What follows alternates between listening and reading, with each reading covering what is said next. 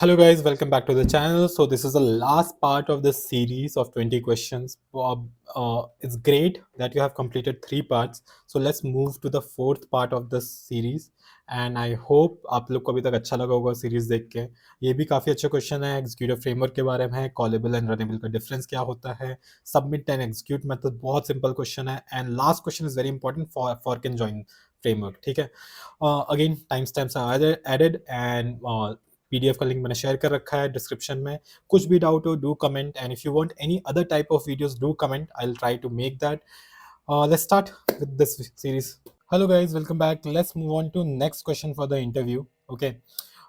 The question is, what is the difference between callable and runnable? देखो यार, interviews में ना कुछ चीज़ें हैं थ्रेड से रिलेटेड जो हमेशा आनी ही है, जैसे वॉलेटाइल हो गया, कॉलेबल हो गया, रनेबल हो गया. ठीक है. तो इन क्वेश्चंस को अच्छे से समझ लो, और हो सके तो इनकी कोडिंग प्रैक्टिस भी थोड़ी बहुत कर लो. ठीक है. अब इसके बीच में ना कॉलेबल और रनेबल के बीच में डिफरेंस काफ़ी ज़्यादा पूछा जाता है. ठीक है. तो रनेबल देखते हैं. Runnable is basically use to run a task in a separate thread without returning any result. ठीक है. बट कॉलेबल में क्या होता है, callable is use to run a task in a separate thread and returns a result. ठीक है. और throw checked exception. Exception से रिलेटेड भी आता है भाई, ये काउंटर क्वेश्चन हमेशा पूछा जाता है. Just see this image. Basically runnable is तुम रन कर रहे हो विदाउट एनी फिनिशिंग पॉइंट और कुछ. So did I forget something? Oh well, I just ran. ठीक है. No return value, just run and done. ठीक है. कुछ प्राइस नहीं मिल रहा. बट कॉलेबल में यू गेट अ प्राइस. ठीक है. कुछ ना कुछ प्राइस मिलता है.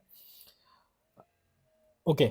सो डिफरेंसेस देखते हैं दोनों के बीच में, runnable and callable. Return type क्या है, रनेबल के केस में वाइड होता है और कॉलेबल के केस में return value of type we.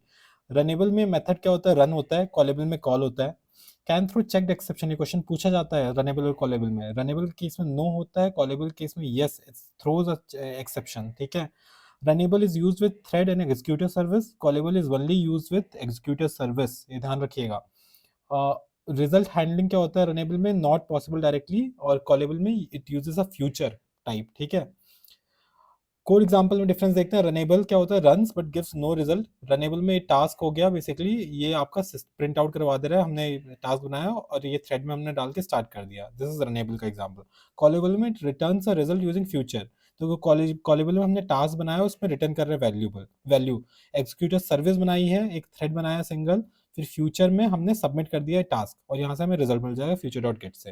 This is how callable works. ठीक है. बहुत बेसिक डिफरेंस था, मैंने जानबूझ के वीडियो छोटी बनाई है क्योंकि और मोस्टली जूनियर डेवलपर्स को, और मे बी आप 2-3 साल का एक्सपीरियंस रख रहे हो ना, तो इसमें इससे ज़्यादा कुछ बताना नहीं है. रनेबल एंड कॉलेबल में आपसे ज़्यादा से ज़्यादा एक कोड छोटा सा लिखवा के पूछ लेगा. इवन 3 इयर्स के एक्सपीरियंस में भी जो मैंने देखा है, इंटरव्यू जितने भी दिए हैं और मेरे फ्रेंड्स ने दिए हैं, जितने भी कैंडिडेट से मेरी बात होती है, दिस इज इनफ. लाइक इससे ज़्यादा वो पूछेगा नहीं. बट इसके आगे काउंटर क्वेश्चंस हो सकते हैं कुछ ना कुछ. ठीक है. एग्जीक्यूटिव सर्विस क्या होती है, थ्रेड वर्सेस एग्जीक्यूटिव सर्विस, ये सब चीज़ें आगे मैंने वीडियो में कैप्चर किया है. But for this video this is it.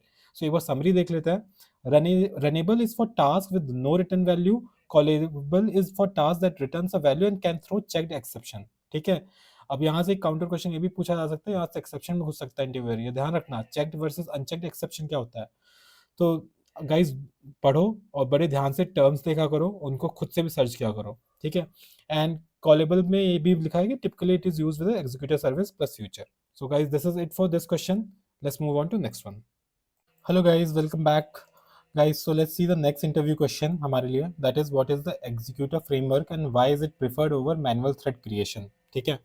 अब देखो यार, executive framework is also one of the common question, तो ध्यान से सुनना और कुछ डाउट्स हो ज़रूर कमेंट करना, पूछना इस पे, एंड खुद से भी रिसर्च करना इसके बारे में. ठीक है. After getting this theory.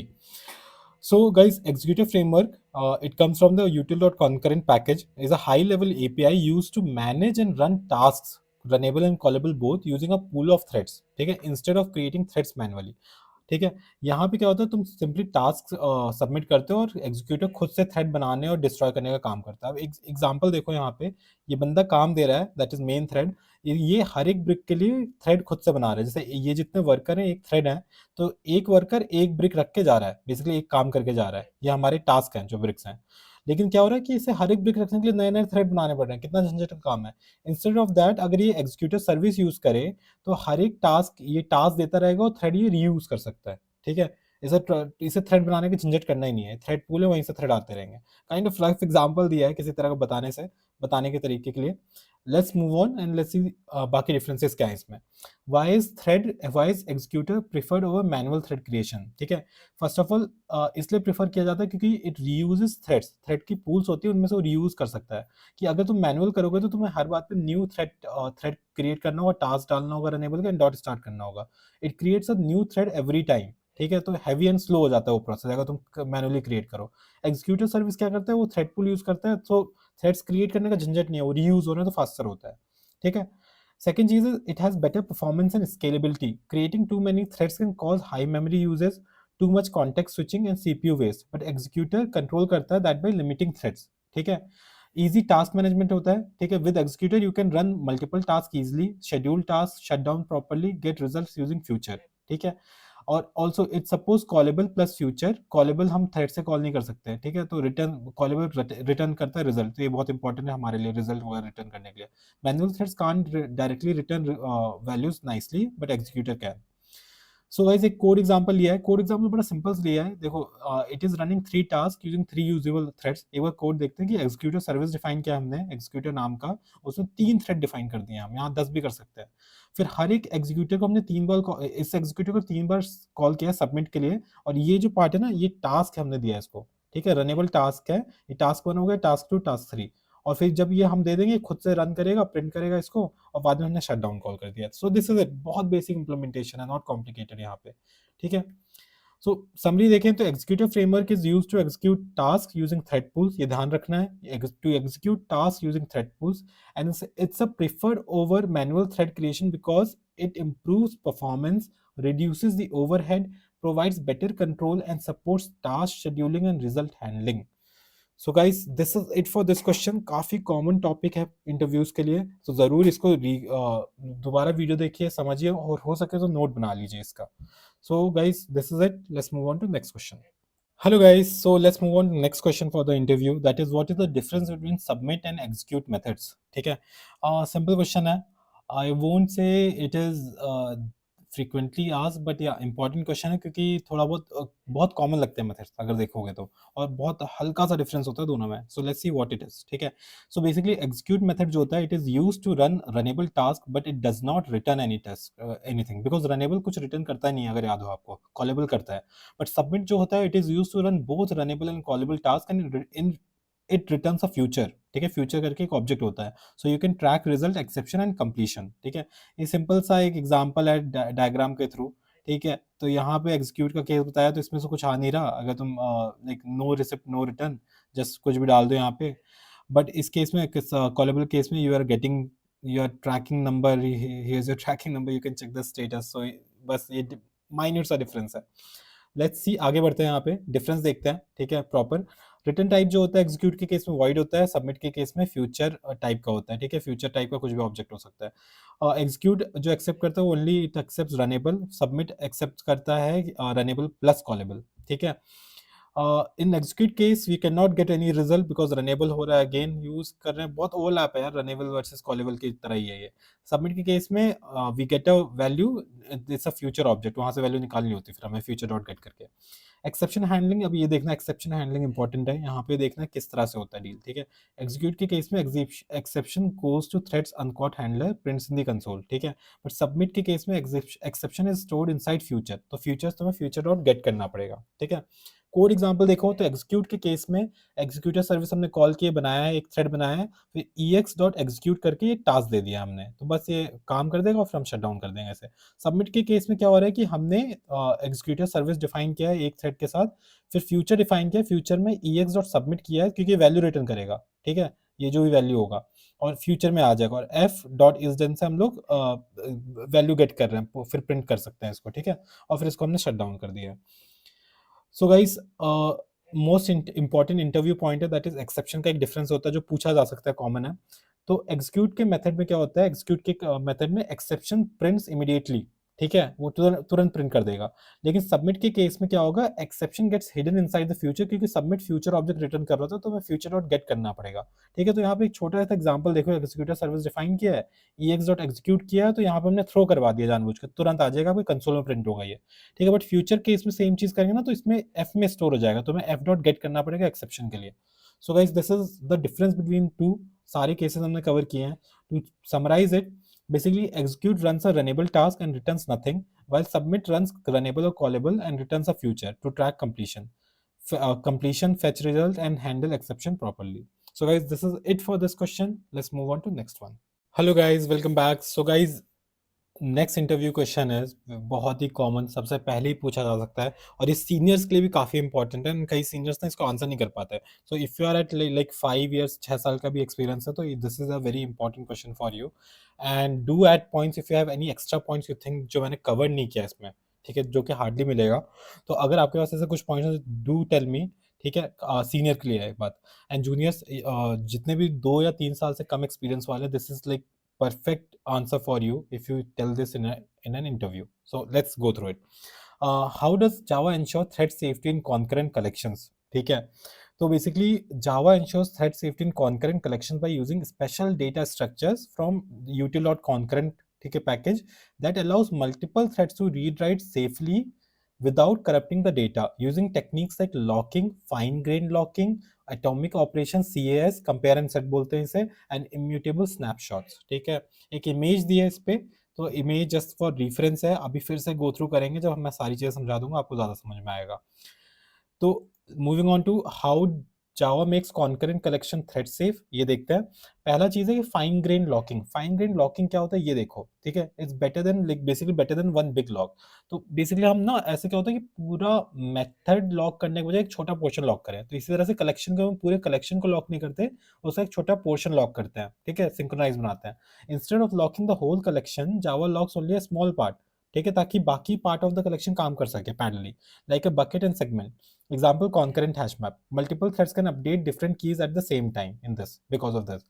Log free और कंपेयर एंड सेट ऑपरेशन होता है, एटॉमिक अपडेट्स के लिए होता है कि एक एक करके करे, तो ये भी एक अच्छा ऑपरेशन है। In many concurrent collection they use CAS internally, तो this avoids heavy locking, improves performance under high concurrency. इसका सबसे common example is concurrent link queue. ठीक है, CAS यार ऐसे कुछ है कि कंपेयर एंड सेट, एक बार सर्च भी करना आप लोग। बेसिकली क्या करता है कि ये देखेगा कि रीड करेगा वैल्यू, सपोज करो 10 है एंड इसको सेट करना था 12 करना था, तो ये चेक करेगा कि ये एक्सपेक्टेड वैल्यू पे आ रहा है नहीं आ रहा सेट करने पे। अगर 12 आ रहा है तो इट्स गुड, ये सेट कर देगा। अगर नहीं आ रहा कि मैं जब बढ़ा रहा हूँ तब तो कुछ वैल्यू उसकी चेंज हो गई है और इसकी 12 नहीं आ रही एक्सपेक्टेड कंपेयर करने पे, ठीक है, जब ये अपडेट करेगा तो ये फिर से रीट्राई करेगा। सो this is compare and set.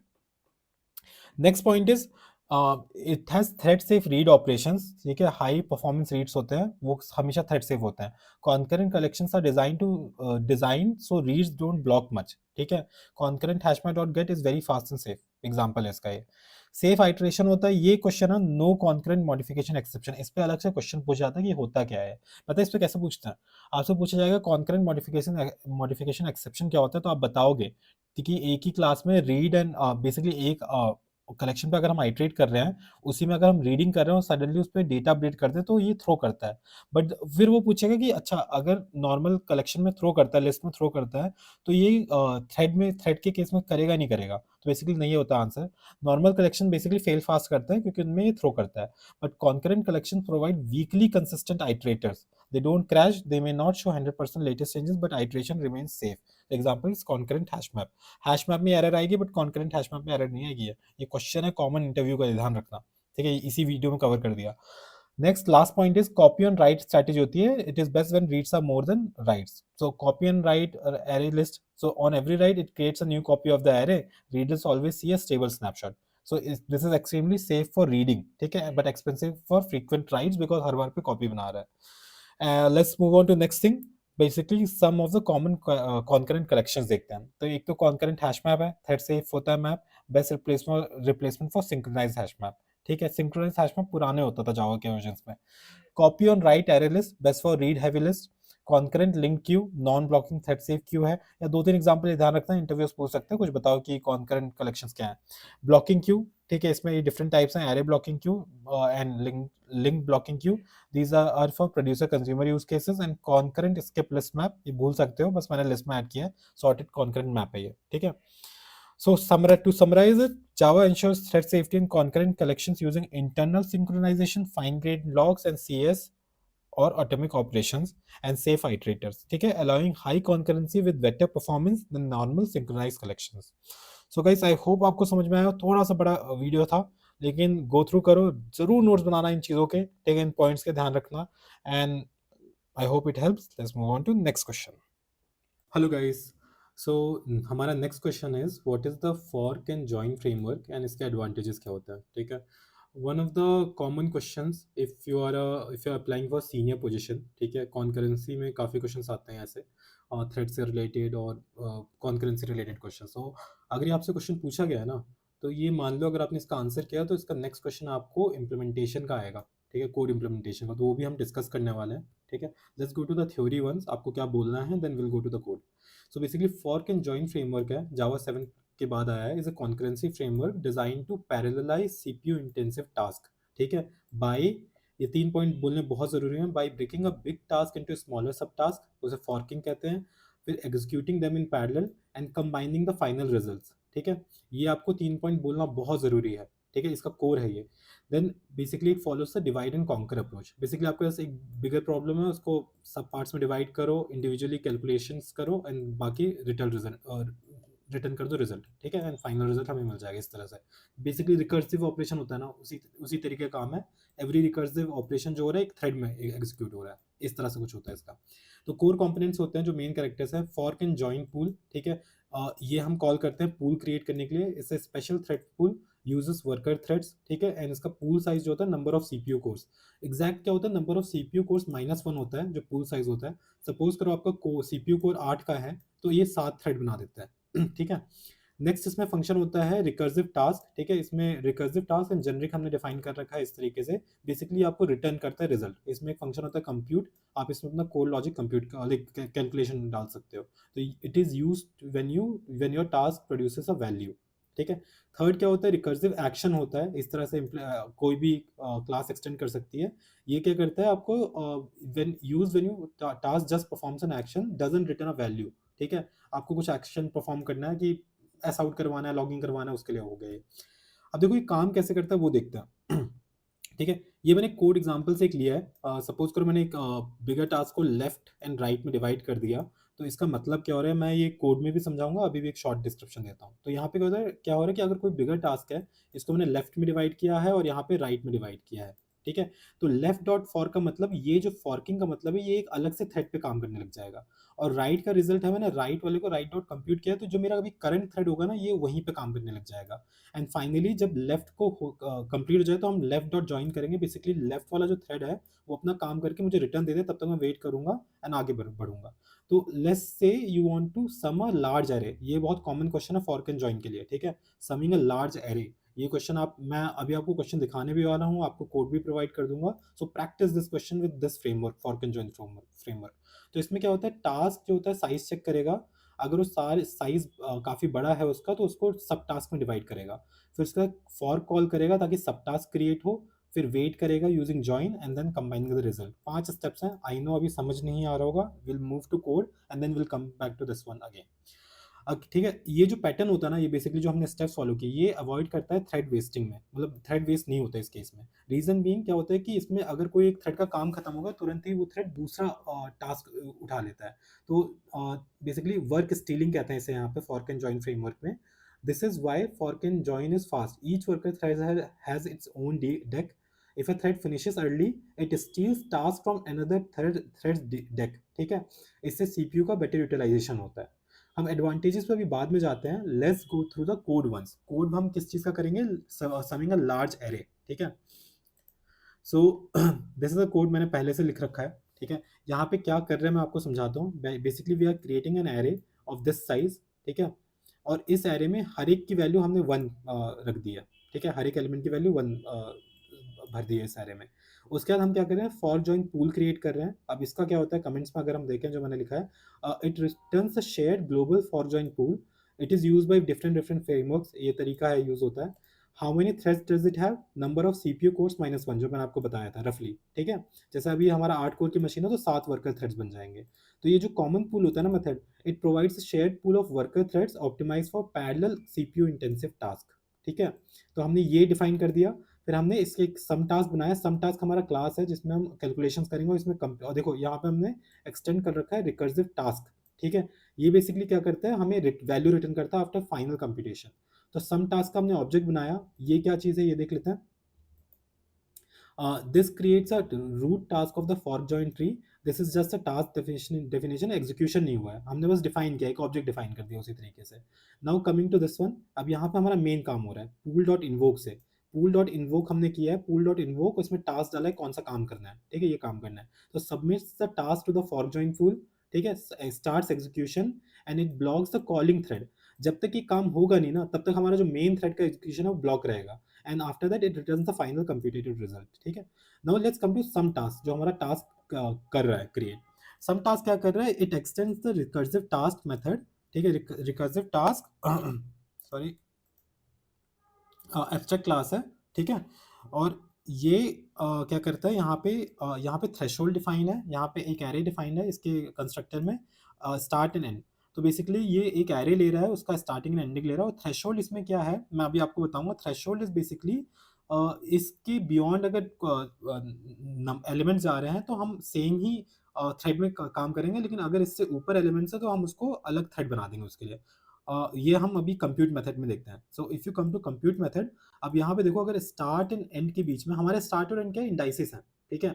अगर स्टार्ट और एंड के बीच में उनका डिफरेंस जो है 1000 से कम है, हमारा 1000 थ्रेशोल्ड है, तो हम यहीं पे उनका समेशन कर देंगे, ठीक है। अदरवाइज हम क्या करेंगे, इसका मिड कैलकुलेट करेंगे स्टार्ट और एंड का। हम एक लेफ्ट टास्क डिफाइन करेंगे, राइट टास्क डिफाइन करेंगे, सम टास्क टाइप का, जिसमें एरे स्टार्ट एंड मिड डाल रहे हैं, मिड एंड एंड डाल रहे हैं। फिर हम जो लेफ्ट टास्क है उसको फॉर्क कर दे रहे हैं, basically it creates a new thread parallel execution के लिए। और जो राइट वाला है उसको हम सेम उसमें कंप्यूटेशन कर रहे हैं, सेम हमारा जो करंट थ्रेड चल रहा होगा। फिर हम लेफ्ट रिजल्ट के लिए वेट कर रहे हैं, लेफ्ट टास्क को ज्वाइन करके, एंड फाइनली जब लेफ्ट रिजल्ट भी आ जा रहा है तो हम फाइनल रिजल्ट भेज दे रहे हैं। तो this is a whole execution of summing a large array using fork and join framework, ठीक है। अगर मैं थोड़ा सा एक दो चीज़ें और दिखा दूँ, तो बेसिकली काम क्या हो रहा है यहाँ पे, रिकर्जन की तरह हो रहा है काम। जैसे सम टास्क हुआ, ये लेफ्ट में गया, ये राइट में गया, ठीक है। अगेन इसको फर्दर डिवाइड किया, क्योंकि ये क्या कहते हैं, थ्रेशोल्ड से ज़्यादा की वैल्यू है, स्टार्ट माइनस एंड, अभी 1000 से ज़्यादा गया, फिर से डिवाइड होगा, फर्दर डिवाइड होगा ये, ठीक है। और जो लेफ्ट वाला टास्क है ना, हमेशा ये लेफ्ट वाला टास्क हमारा, ये वाला टास्क, ये हमेशा एक नए थ्रेड में चला जा रहा है, ठीक है। और जब यहाँ से ये थ्रेड से कैलकुलेशन करके लाएगा और इसका तो सेम थ्रेड में हो जाएगा राइट का, तो यहाँ से रिटर्न कर देंगे रिजल्ट, ठीक है, ऐसे रिटर्न करेंगे रिजल्ट, और यहाँ से ये करेगा रिटर्न, ठीक है। और इस तरह से हमें फाइनल रिजल्ट मिल जाएगा पैरेलल एग्जीक्यूशन के साथ, ठीक है। Coming back to theory now, तो देखो ये वर्किंग हमने देख ली, ये चीज़ देख लिया। Now coming to advantages, basically efficient CPU utilization है, design for multi core processor, threads are almost never idle, क्योंकि जैसे एक थ्रेड खाली होता है दूसरे थ्रेड का काम उठा लेता है। ऑटोमेटिक लोड बैलेंसिंग है, वर्क स्टीलिंग इंश्योर्स टास्क का evenly distributed, no manual thread thread coordination, ठीक है। किसी एक थ्रेड को दूसरे थ्रेड के लिए वेट ऐसे अलग से करवाने की जरूरत नहीं है, वो अपने आप काम करते हैं, लेकिन अगर एक खाली है तो वो काम उठा लेता है। Simplifies parallel programming, you focus on splitting the logic, framework बाकी सारी चीज़ें हैंडल करता है। This is useful for join framework, useful for जब बहुत बड़े काम हो, हमारे पास बड़े डेटा का प्रोसेसिंग करना हो, एरे प्रोसेसिंग है, रिकर्सिव एल्गोरिदम है, ट्री ग्राफ ट्रेवर्सल है, पैरेलल सर्च एंड सॉर्टिंग है, ठीक है। And it has a lower overhead than traditional threads, because it reuses the worker threads, ठीक है, कोई खाली नहीं बैठा। और हमारा ये अवॉइड करता है frequent thread creation and destruction, ठीक है। इसमें आप बहुत सिंपल तरीके से एक शॉर्टकट याद कर सकते हो। कोई बिग प्रॉब्लम है उसको स्मॉल प्रॉब्लम्स में डिवाइड करो, solve in parallel and combine the results. This is fork and join. And coming to the execution of flow of code, जो अभी हमने देखा था, मेन थ्रेड से हमने रूट टास्क सबमिट किया, तब तक मेन थ्रेड वेट कर रहा है, और वर्कर थ्रेड अपना काम करना शुरू करते हैं, वो टास्क को स्प्लिट करते हैं, सब टास्क को फॉर करते हैं, अगर खाली बैठे तो काम दूसरे थ्रेड का उठा लेते हैं, कंप्यूट करते हैं, और फाइनली रिजल्ट ज्वाइन करते हैं। उसके बाद मेन थ्रेड फिर से चलता है, जब वो अनब्लॉक होता है, gets the final result. So this is it for fork and join framework, I hope it helps, ठीक है। Go through the video once again, make short notes if you want to, क्योंकि काफ़ी अच्छा question है, काफ़ी frequent question है। If you are a senior SD, मतलब concurrency के टाइम पे बहुत इजीली क्वेश्चन आ सकता है, okay. So this is it for this video, let's move on to next question.